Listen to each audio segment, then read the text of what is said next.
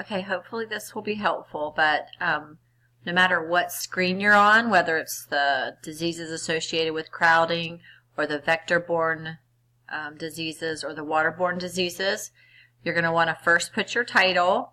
So your title label is right here.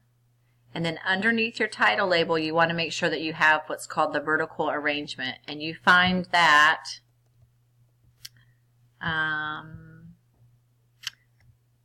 underneath this palette over here on the layout.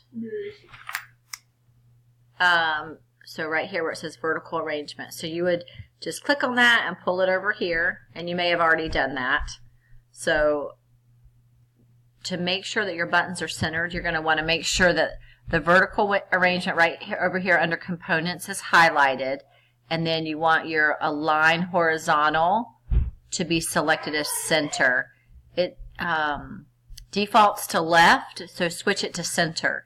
And then you need to make sure that you pull these buttons into that vertical arrangement. You'll know that they're actually in that vertical arrangement when they're indented a little bit. So, for example, I'll show you what it looks like. So if you have your vertical arrangement highlighted, and then you go over here to button, and you're pulling it in here, it just adds the button right there, and it centers it since you have the vertical arrangement right here already centered. Hopefully that makes sense.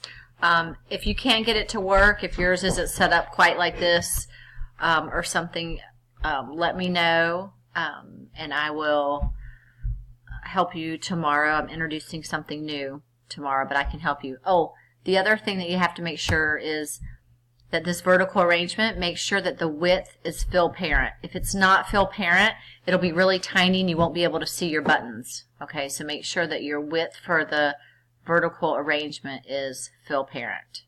And that might also be the problem why your buttons aren't going in the center.